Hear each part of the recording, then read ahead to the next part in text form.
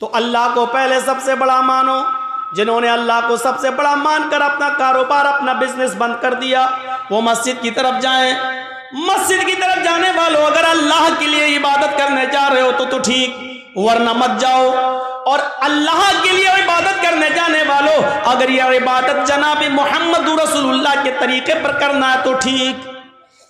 अब ये तीन चीजें बताने के बाद अब कहा जा रहा है, सुनो, ये तीन चीजें, अल्लाह को सबसे बड़ा मान लिया और इबादत अल्लाह के लिए करने जा रहे हैं, और यह इबादत नबी के तरीके पर करने का इरादा है, नबी के तरीके पर, नबी ने जैसे बताया है। शाबाश बेटा, ले लो, हम बैठ गए, लो। ये लड़का आगे चल के क्या बनेगा बताइए तो। अरे कुछ नहीं, उसके घर वालों ने भेजा, फोटो लेके आओ। इतना हम, आप जिस स्कूल में पढ़ रहे हैं ना, उसका मैं हेडमास्टर रह चुका हूँ। ये बच्चा क्या जाने बेचारा फोटो लेके, उसको किसने भेजा, हम लोग सब समझ रहे हैं। चलो, तो हो गया बेटा, वीडियो बना रहे हो क्या? ओ, ये सब बन रही है, ये सब बन रही है। अरे आजकल के बच्चे, अभी शादी कर दो तो 2 बच्चों का बाप बन जाएगा। ये आजकल की औलाद है भैया, आजकल की औलाद। तो मेरे भाइयों सुनो, 3 चीजें बताई गई। उसके बाद पहले अल्लाह को सबसे बड़ा मानो, दूसरा जब अल्लाह को बड़ा मान लिया तो इबादत अल्लाह के लिए करो, और इबादत जब अल्लाह के लिए करने का पूरा अज़्म हो गया तो ये इबादत रसूलुल्लाह के तरीके पर करो, नबी के तरीके पर, रसूल के तरीके पर। कुछ नहीं चलेगा तेरा। नबी ने 1 रकात में 1 रुकू किया, 1 ही करना है। नबी ने 1 रकात में 2 सजदे किए, 2 ही करना है। नबी ने ज़ोहर में 4 पढ़ी, अगर तू 6 पढ़ेगा तो गुनाहगार होगा। नबी ने मगरिब में 3 पढ़ी, अगर तू 4 पढ़ेगा तो गुनाहगार होगा। नबी ने फजर में 2 पढ़ी, अगर तू 3 या 4 पढ़ेगा तो गुनाहगार होगा। नमाज उतनी ही पढ़ना है जितनी जनाबी मोहम्मद रसूलुल्लाह ने बताई है। तो मेरे भाइयों, अगर ये तरीका नबी का मानते हो तो अब ये 3 चीजें जब तुमने मान ली, तब कहा जा रहा है हय्या अलस सलाह, अब आओ नमाज के लिए। देखा, नमाज के लिए कब बुलाया जा रहा है? पहले ये 3 बातें जब बता दी गई और आपके दिमाग में डाल दी गई। ईमानदारी के साथ बताइए, अजान का ये फलसफा और ये मकसद आज से पहले आपने किससे सुना था? हमें तो ये मालूम था कि नमाज, अजान हो रही, चलो नमाज पढ़ना है, नमाज के लिए अजान हो रही। नहीं, नमाज के वक्त को बताने के लिए घड़ी काफी है। नमाज के वक्त को बताने के लिए आजकल टाइम मोबाइल बतला रहा है। नमाज का वक्त बताने के लिए अजान नहीं है, अजान अल्लाह को सबसे बड़ा बताने के लिए और इबादत अल्लाह की बताने के लिए और तरीका जनाब मोहम्मद रसूलुल्लाह का बताने के लिए ये अजान दी जा रही है। जब ये 3 चीजें आपने एक्सेप्ट कर ली, कबूल कर ली, तब कहा जा रहा हय्या अलस सलाह, आओ नमाज के लिए। अब ये नमाज तुम्हें भलाई पर पहुंचाएगी, ये नमाज तुम्हारे लिए भलाई का रास्ता खोलेगी। इसलिए क्या कहा जा रहा है? हय्या अलल फलाह, आओ ऐसी नमाज पढ़कर भलाई पर, भलाई के लिए आओ, भलाई के, हय्या अलल फलाह, आओ कामयाबी की तरफ, आओ भलाई की तरफ। यानी जब अल्लाह की इबादत करोगे और रसूल के तरीके पर करोगे तो ये नमाज तुम्हारे लिए भलाई का रास्ता है, ये नजात का जरिया है, ये नजात का जरिया। और अगर अल्लाह के लिए नहीं है और रसूल के तरीके पर नहीं है तो ये नमाज भी नहीं है और भलाई भी नहीं, भलाई भी नहीं।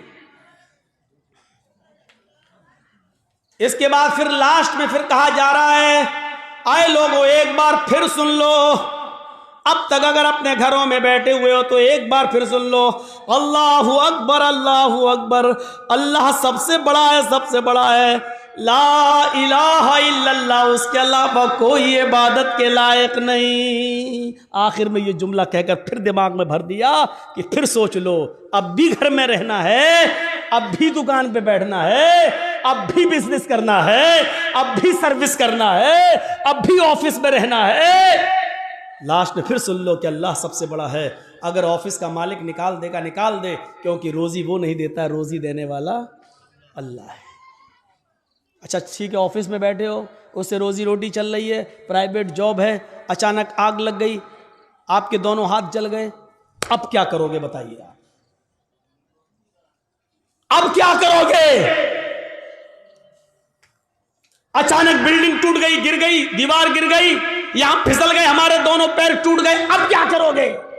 आप तो ऑफिस को सबसे बड़ा समझे थे ना, इसलिए तो नमाज पढ़ने नहीं आए थे। अब क्या करोगे? सेहत का कबला मर्जिक, अपनी तंदुरुस्ती को, अपनी जवानी को, अपनी बीमारी से पहले गनीमत जान ले और अल्लाह की इबादत कर ले। तसव्वुर करो, अजान का मकसद यह है, इसलिए होती है ये अजान, इसलिए दी जाती है ये अजान, ताकि अल्लाह का सबसे बड़ा होने का तसव्वुर हमारे दिमाग में रहे और अल्लाह की इबादत करने का तसव्वुर हमारे दिमाग में रहे और इबादत जनाब मोहम्मद रसूलुल्लाह सल्लल्लाहु अलैहि वसल्लम के तरीके पर करने का तसव्वुर हमारे दिमाग में रहे। दुनिया में बहुत से नबी आए, सुनिए, और हर नबी पर नमाज फर्ज थी, हर नबी पर नमाज फर्ज थी। हजरत इब्राहिम अलैहिस्सलातु वस्सलाम ये कहा करते थे, इन्ना सलाती व नुसुकी व महयाया व ममाती लिल्लाहि रब्बिल आलमीन, मेरी नमाज, मेरी कुर्बानी, मेरी जिंदगी और मेरी मौत अल्लाह के लिए है। कुरान कह रहा है ना, इन्ना सलाती व नुसुकी व महयाया व ममाती लिल्लाहि रब्बिल आलमीन, मेरी नमाज, मेरी कुर्बानी, मेरी जिंदगी, मेरी मौत किसके लिए? अल्लाह के लिए। इसका मतलब यह है कि इब्राहिम अलैहिस्सलाम पर भी नमाज फर्ज थी। जब अपनी बीवी हाजरा को और अपने बच्चे छोटे इस्माइल को जब छोड़ दिया था बियाबान जंगल में, और जब चले गए बहुत दूर, बीवी और बच्चे की आंखों से ओझल हो गए, तो इब्राहिम अलैहिस्सलाम ने जो दुआ की थी, वो दुआ को देखो कुरान रिकॉर्ड करता है, और रब्बी इन्नी अस्कन्तु मिन ज़ुर्रियती बिवादिन गैरि ज़ी ज़रा इंद बैतिकल मुहर्रम लियुक़ीमुस सलाह इलाहुल आलमीन। ओ अल्लाह रब्बुल आलमीन, हमने अपनी बीवी को, हमने अपने बच्चे को एक बियाबान जंगल में तेरे हवाले छोड़ दिया है। उस जंगल में कोई नहीं है, इंसानी आबादी नहीं है, उस जंगल में कोई रहता नहीं है, कोई बंदा नहीं है। बिवादिन गैरि ज़ी ज़रा, बेआबू गयाबादी है, वहां दरख्त भी पैदा नहीं होते, वहां बियाबान जंगली जंगल है, वहां से कोई काफिला भी नहीं आता है। थोड़े बहुत दरख्त जो दिख रहे हैं उन पर परिंदों के घोंसले भी नहीं है, एक चिड़िया का भी पता नहीं है। ऐसी बियाबान जंगल में जो गैर आबाद है, गैर ज़ी ज़रा है, उस जंगल में हमने अपने बीवी बच्चों को छोड़ दिया है। इंद बैतिकल मुहर्रम, तेरे काबिले एहतराम घर के पास, जहां तेरा घर तामीर होगा, जहां हमें तेरा घर बनाना है, जहां खाने काबा को बनाना है, जहां किबला बनना है, जहां किबले की तामीर होना है, तेरा घर बनना है, ऐसे घर के पास हमने अपने बीवी बच्चे को छोड़ दिया है। लियुक़ीमुस सलाह, ताकि उससे फैलने वाली ज़ुर्रियत, मेरे बीवी बच्चे लियुक़ीमुस सलाह, नमाज कायम कर सकें, नमाज अदा कर सकें, नमाज पढ़ सकें। अपने बीवी को और बच्चे को छोड़ दिया है, एक भी परिंदा नहीं है, काफिला नहीं है, इंसान नहीं रह रहा है, साए साए बीतती है, खतरनाक जानवरों का डेरा है, लेकिन यही खाने काबा बनना है, यही अल्लाह का घर बनना है, इसी खाने काबा का तवाफ आगे चल के होना है, और सारी दुनिया इसी की तरफ आगे चल कर रुख करके नमाज पढ़ने वाली है। हमें इसी जगह पर अपने बीवी बच्चों को छोड़ दिया है, ताकि मेरी बीवी से, मेरे बच्चों से जो नस्ल फैले, जो तादाद बढ़े, जो संख्या बढ़े, जो आबादी बढ़े, लियुक़ीमुस सलाह, वो तेरी लिए नमाज पढ़ सकें, वो नमाज कायम करें, वो नमाज पढ़ने वाले हों। इब्राहिम अलैहिस्सलाम ये दुआ कर रहे हैं, हमने अपने बीवी और बच्चों को ऐसी जगह छोड़ा है जो बिल्कुल बियाबान है, लेकिन हमने वहां इसलिए छोड़ा है, वहां तेरा घर है इसलिए छोड़ा ताकि वो नमाज अदा करें, नमाज पढ़ें। कुरान की इस आयत से हमें पता चलना चाहिए कि नमाज की अहमियत क्या है। यही नमाज है। हजरत मूसा अलैहिस्सलाम को अल्लाह ने हुक्म दिया था, व अक़िमिस सलात लिज़िक्री,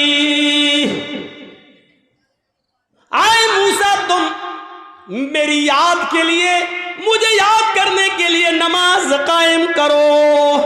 पता चला कि ये नमाज मूसा अलैहिस्सलाम पर भी फर्ज थी, इब्राहिम पर भी फर्ज थी, नूह अलैहिस्सलाम पर भी फर्ज थी।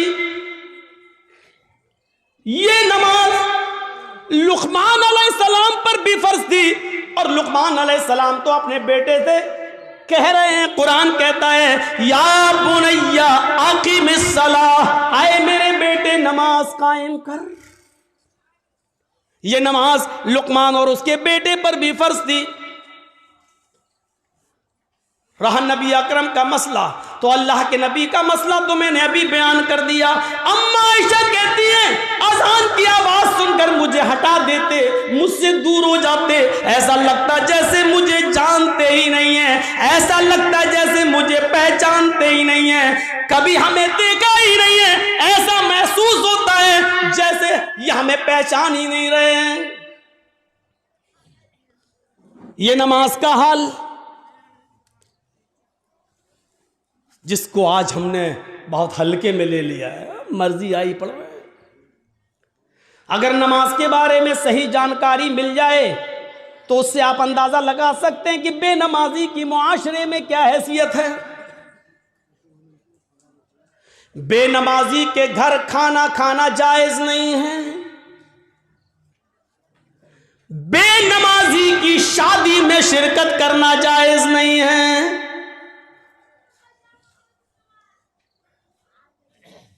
अगर किसी लड़की की शादी किसी बेनमाजी से हो जाए तो उस लड़की का बेनमाजी पति के साथ रहना जायज नहीं है। समझाए, मानता है तो ठीक है, नहीं मानता तो अलग हो जाए। सवाल यह है कि वो तलाक ना दे तो तलाक देने की जरूरत ही नहीं है, क्योंकि बेनमाजी मुसलमान ही नहीं है, और जब मुसलमान नहीं है तो किसी काफिर के निकाह में रहने की जरूरत भी नहीं है। ये निकाह ऑटोमेटिकली फिस्क, अपने आप खत्म। बेनमाजी के हाथ का खाना जायज नहीं है, बेनमाजी के हाथ का पानी जायज नहीं है।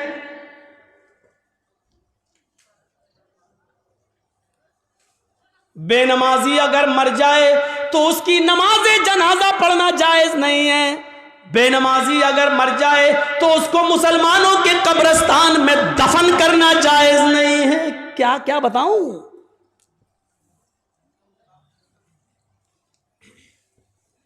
लेकिन सब चल रहा है।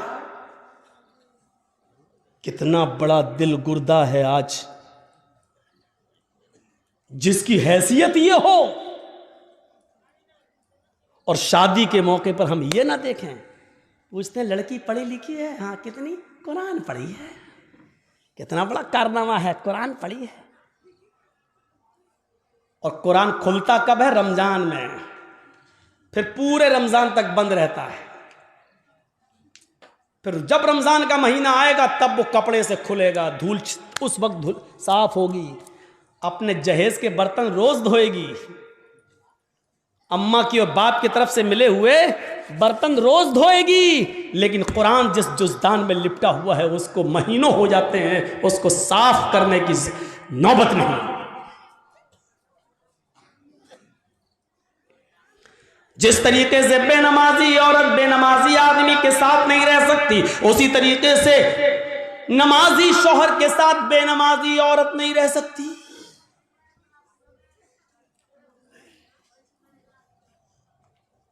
देख रहे हैं आप, इन नबियों पर भी नमाज फर्ज थी। ये अलग बात है कि किसी नबी के ऊपर 2 रकात फर्ज थी, किसी नबी के ऊपर 4 रकात फर्ज थी, किसी नबी के ऊपर 3 रकात फर्ज थी, किसी के ऊपर 2 टाइम की थी, किसी के ऊपर 3 टाइम की थी, सुबह दोपहर शाम, और किसी के ऊपर 5 टाइम भी थी, किसी के ऊपर 4 वक्त की भी नमाज फर्ज थी। लेकिन अल्लाह के नबी जनाब मोहम्मद रसूलुल्लाह सल्लल्लाहु अलैहि वसल्लम जब नबी बनाकर भेजे गए तो आपने ये नमाज 5 वक्त की फर्ज की, क्योंकि अल्लाह ताला ने 50 से 5 वक्त की कर दी। और जब 5 वक्त की फर्ज कर दी गई तो नमाज का उसूल ये बनाया कि फजर में 2 रकात रख दी, जोहर में 4 रकात रख दी, असर में 4 रकात रख दी, मगरिब में 3 रख दी और इशा में 4 रख दी। क्योंकि किसी नबी के ऊपर 2 थी, किसी के ऊपर 3 थी और किसी के ऊपर 4 थी। 2 से कम नहीं थी और 4 से ज्यादा किसी के ऊपर फर्ज नहीं थी। इसलिए अल्लाह के नबी ने 2 भी रखी, 3 भी रखी और 4 भी रखी, ताकि लोगों को इस बात का इल्म हो जाए कि मैं किसी नबी के खिलाफ नहीं हूं। मैंने फजर में 2 रकात नमाज फर्ज की है ताकि उन नबियों की भी इक्तिदा हो जाए जो 2 रकात जो पढ़ा करते थे। 3 रकात भी मैंने मगरिब में रख दी है, क्योंकि कुछ नबियों पर 3 वक्त 3 रकात फर्ज थी, तो मैंने उनको की 3 रकात भी रख दी ताकि उस नबी की सुन्नत भी जिंदा हो जाए। और जिन नबियों पर 4 रकात फर्ज थी हमने जोहर, असर और इशा में 4 रकात फर्ज कर दी ताकि उस नबी की सुन्नत पर भी अमल हो जाए। मैं नबियों का मुखालिफ नहीं हूं, मैं रसूलों का मुखालिफ नहीं हूं। हाँ, मैं आखिरी नबी हूं, अब तरीका मेरा चलेगा, अब रास्ता मेरा चलेगा। दुनिया में 3 ही किस्म की मखलूक है। एक मखलूक जो हमेशा खड़ी रहती है, जैसे पेड़, दरख्त, पहाड़, ये खड़े हैं। कुछ मखलूक झुकी हुई होती है, जैसे भैंस, बकरी, गाय, भेड़। आप देखिए, हम लोग जब ऐसे रुकू में चले जाएं तो बिल्कुल वही शक्ल हो जाती है। और कुछ मखलूक ज़मीन से चिपकी हुई होती है, जैसे छिपकली, चूहा। दीवार पे भी चढ़ेगा तो चिपका हुआ होगा, ज़मीन पे होगा तो ऐसे होगा। ये 3 ही किस्म की मखलूक है, चौथी कोई किस्म नहीं है। और अल्लाह कहता है युसब्बिहु लिल्लाहि मा फिस समावाति व मा फिल अर्द, ज़मीन और आसमान की सारी मखलूक अल्लाह की तस्बीह बयान कर रही है, अल्लाह की हम्द व सना बयान कर रही है। अल्लाह के नबी सल्लल्लाहु अलैहि वसल्लम ने नमाज में ये तीनों कंडीशन लागू कर दी है। अल्लाहु अकबर, अय अल्लाह, ये पहाड़ भी तेरी हम्द व सना बयान करते हैं, ये दरख्तों के पत्ते भी हम्द व सना बयान करते हैं। अगर तुझे खड़े होकर की जाने वाली इबादत ज्यादा पसंद है दरख्तों की, पहाड़ों की, तो देख मैं खड़ा हूं। अल्लाह अकबर, मेरी इस अदा को कबूल कर ले। अगर तुझे 4 पैर वाले जानवरों की इबादत ज्यादा पसंद है तो देख मैं झुक गया हूं।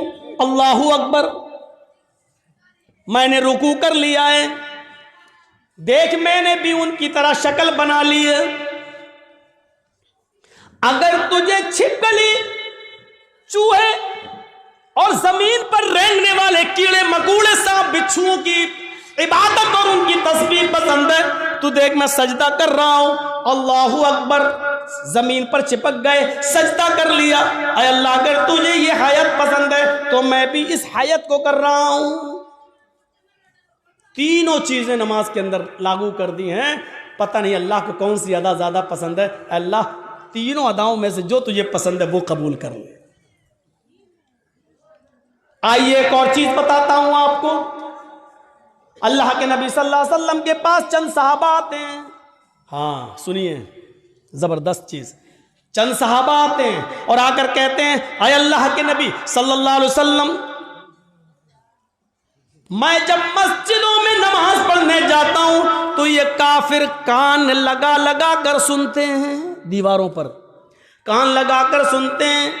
जब हम जोर से मस्जिदों में नमाज की हालत में कुरान की तिलावत जब मैं जोर से करता हूं तो ये काफिर सुन लेते हैं बाहर से, फिर ये मस्जिदों में घुस जाते हैं और बेतहाशा मारते हैं, इतना मारते हैं कि मारते मारते पीड़ते पीड़ते हमें बदहाल कर देते हैं, लहूलुहान कर देते हैं।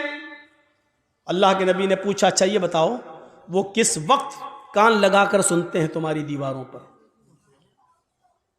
कहा अल्लाह के नबी, शाम को जब काम करके वापस आते हैं, बहुत देर हो गई, तकरीबन 1.5 घंटा 1 घंटा, वहाँ बड़ा शोर हो रहा है, वो पीछे वो लोग सुन ही नहीं रहे, पता नहीं क्या खुराफाते कर रहे हैं, बच्चे नहीं हैं उसमें, कुछ बड़े भी हैं, उधर देखिए वो पीछे, और अभी तक नहीं सुन रहे। देखो वो फिर छलांग लगा रहा, कूद रहा, उनकी आवाज़ यहाँ तक आ रही है। कोई ऐसा आदमी नहीं है जो उनको भगा दे, उनको कह दे घर जाए।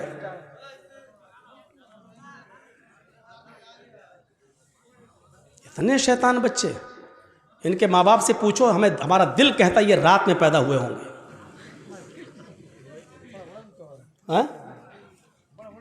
हाँ बड़ा बड़ा भी है, हमको यहाँ से दिख रहा है, अभी निगाहें इतनी कमजोर थोड़ी हुई हमारी। पूछा अल्लाह के नबी सल्लल्लाहु अलैहि वसल्लम ने, अच्छा ये बताओ कि वो किस वक्त कान लगा के सुनते हैं?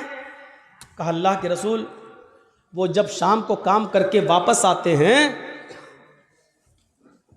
जब तो वो कान लगाकर सुनते हैं, यानी असर के वक्त। तो अल्लाह के नबी सल्लल्लाहु अलैहि वसल्लम ने फरमाया, अच्छा तो कान लगाते हैं वो दीवारों पर? कहाँ? तो ठीक है, फिर असर में तुम कुरान की किरात जोर से करना बंद कर दो, यानी आहिस्ता पढ़ लो। और कब कान लगाते हैं?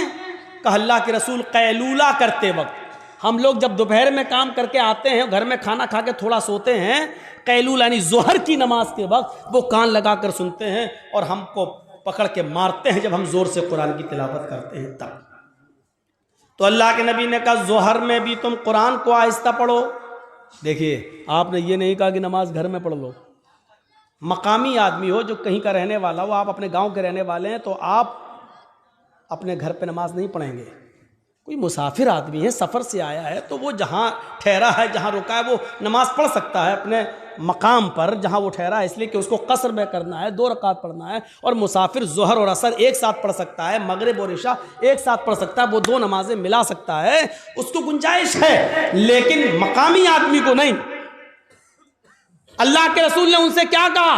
अच्छा जोहर में मारते हैं और असर में मारते हैं? कहा तो ठीक है, जोहर में आहिस्ता पढ़ लो और असर में आहिस्ता पढ़ लो। अच्छा ये बताओ मगरिब में? का अल्लाह के रसूल वो बहुत देर से आते हैं, तो मगरिब में वो कान लगा के नहीं सुनते हैं।